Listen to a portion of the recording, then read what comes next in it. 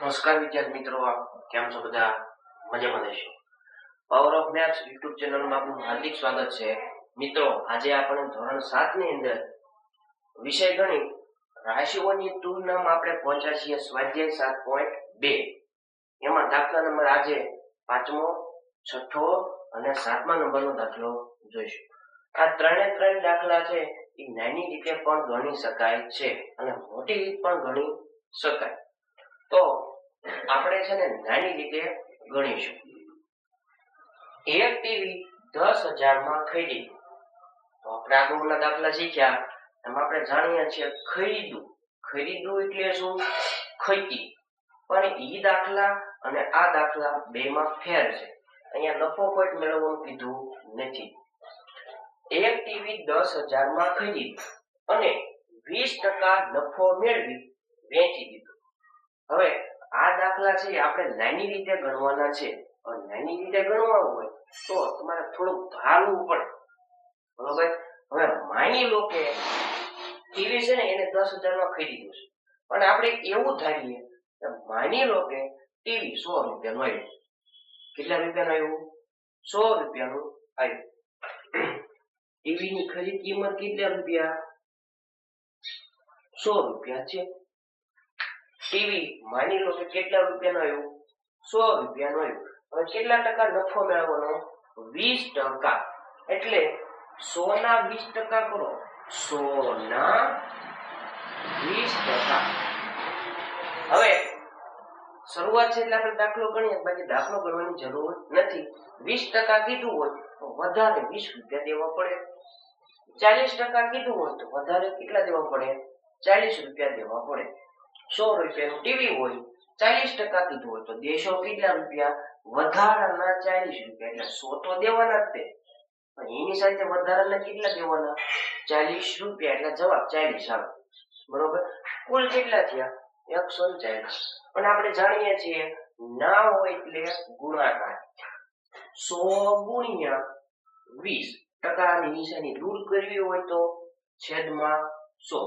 તો જવાબમાં 100 ઉડી જાય તો જવાબ આવ્યો 20. એનો મતલબ જો ટીવી એને 100 રૂપિયામાં ખરીદ્યું, એને કેટલા ટકા નફો મેળવવાનો? 20%. 100 રૂપિયામાં એને ખરીદવું હોય તો એને મળે કેટલા રૂપિયા? 100 તો મળે જ તે, પણ વધારાના કેટલા મળે? 100 ને વધારાના મળે 20 રૂપિયા. એટલે કુલ કેટલા થાય? 120 રૂપિયા, બરોબર?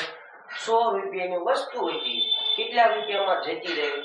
120 રૂપિયામાં જતી રહી. એટલે 120 રૂપિયા મળે.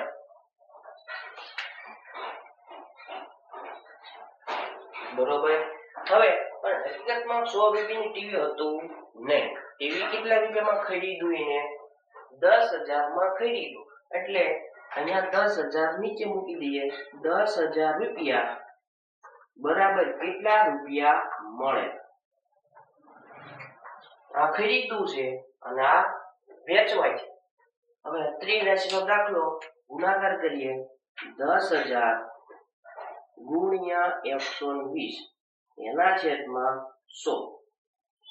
2 2 0 ઉડી જાય. વધ્યું શું? 1000 અને 12. 1000 ગુણ્યા 12. 1000 ગુણ્યા 12 કરો એટલે જવાબ આવે 12,000 રૂપિયા. ટીવી વેચવાથી 12,000 રૂપિયા મળે. આ નાની રીતે આપણે દાખલો ગણ્યો. થોડું વિચારવું પડે. જોઈએ એક વોશિંગ મશીન 13,500 રૂપિયામાં વેચ્યું એટલે વેચી. અને અહીંયા શેની વાત થાય છે? ખરીદવાની. અને અહીંયા વાત થાય છે વેચવાની. આ દાખલો બેમાં ફેર છે. તેણે 20% ખોટ ગઈ. અહીંયા શું થતો હતો? 20% નફો. અહીંયા ખરીદવાની વાત છે, અહીંયા વેચવાની વાત છે. 20% ખોટ ગઈ. તો જોઈએ વોશિંગ મશીન કેટલા રૂપિયામાં ખરીદ્યું હશે. એટલે કે શરૂઆતમાં રકમ કેટલી હતી, બરોબર? તો એના માટે તમારે છે ને 13,500 રૂપિયામાં વેચ્યું. અને કેટલા ટકા ખોટ ગઈ? 100%, 20% ખોટ ગઈ. હવે ટકા કેટલે નીકળે? 100 નીકળે. બરોબર, એટલે માની લો કે હું જે વોશિંગ મશીન છે એ 100% રૂપિયામાં લાવ્યો.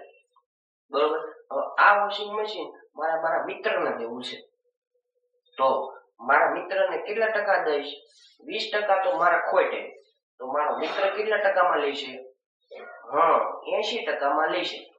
100%માં વોશિંગ મશીન મેં લીધું, એમાં 20% મારે ખોટ ગઈ, એટલે મારા રૂપિયા છે એ મારા ઘરના ભોગવવા પડ્યા.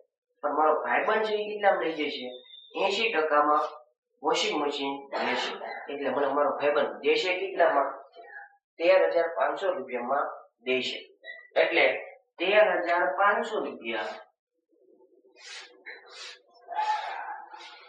13,500 રૂપિયામાં મેં મારા ભાઈબંધને વેચ્યું, તો મારા ભાઈબંધે મને કેટલા ટકા પૈસા આપ્યા છે?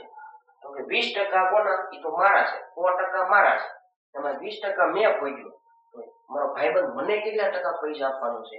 80% પૈસા આપશે. બરોબર, તો જોઈએ વોશિંગ મશીન કેટલા રૂપિયામાં ખરીદ્યું. તો શરૂઆતમાં મેં કેટલામાં ખરીદ્યું હતું? તો મેં તો 100% ખરીદ્યું હતું. તો ટકા ને નીચે ટકા, 100% બરાબર કેટલા રૂપિયા? હવે 13,500 એનો ગુણ્યા 100 એના છેદમાં 80. 0 0 ઉડાડી દઈએ. હવે આ બેનો ગુણાકાર 13,500 એનો ગુણાકાર 10 સાથે કરીએ એટલે ફરી જે 0 પાછળ લાગે અને ભાગ્યા. હવે બેનો ભાગાકારનો દાખલો 13,500 પાછળ 0 અને ભાગ્યા 8.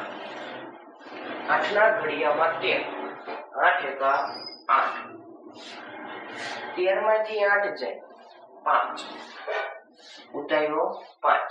8 ના ઘડિયામાં 55, 8 6 48, 8 7 56, 8 6 48, 55 માંથી 48 જાય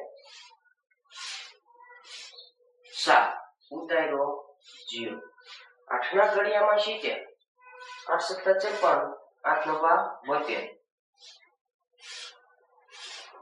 88 64, 70 માંથી 64 જાય તો 6, ઉતાર્યો 0. 8 ના ઘડિયામાં 60, 8 7 56, 4, ઉતાર્યો 0. 8 ના ઘડિયામાં 40, 8 5 40, જવાબ આવ્યો 16,875. 16,875 રૂપિયામાં ખરીદ્યું.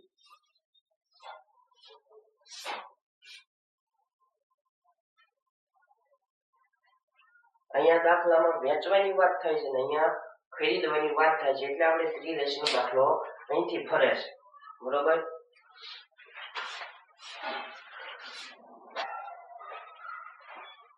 હવે 7મા નંબરનો, ચોકમાં કેલ્શિયમ, કાર્બન અને ઓક્સિજનનો ગુણોત્તર 10:3:12 છે. તો ચોકમાં કાર્બનની ટકાવારી, કાર્બન અને પાછળની શું શોધવાની છે? ટકાવારી. તો આપણે એવું શીખી ગયા અગાઉના સ્વાધ્યાયમાં. પેલા ગુણોત્તર આપ્યો છે 10:3:12. હવે આપણે જોઈતું છે કાર્બનની ટકાવારી, તો પદની ટકાવારી વાળું આપણે કંઈક અગાઉ શીખી ગયા. તો કુલ પદ મેળવવા પડે. કુલ પદ બરાબર, કુલ પદ એટલે બધાયનો સરવાળો 10 + 3 + 12 બરાબર 10 ને 3 13, 13 ને 12 25, એટલે કુલ પદ થયા 25. પણ આપણે જેનો જોતો છે એનો આપણે મેળવશું. કાર્બન, જો તો કાર્બન નો શબ્દ ક્યાં છે? પેલા કેલ્શિયમ, પછી કાર્બન, પછી ઓક્સિજન. તો કાર્બન ક્યાં છે? વચ્ચે વાળો. તો આમાં જે વચ્ચે હોય એ આપણો જવાબ. કાર્બનની ટકાવારી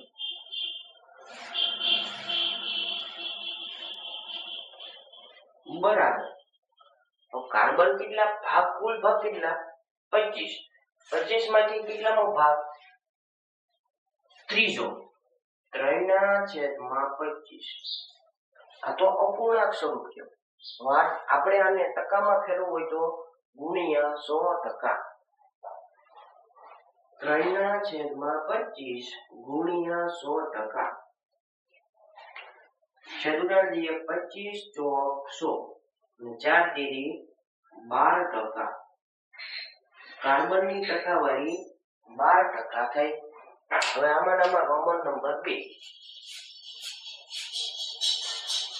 જો ચોકમાં કાર્બનનું વજન, અત્યારે આપણે ઓક્સિજનની ટકાવારી મેળવી કાર્બનની, અને ઓક્સિજનની વાત થાય છે વજનની.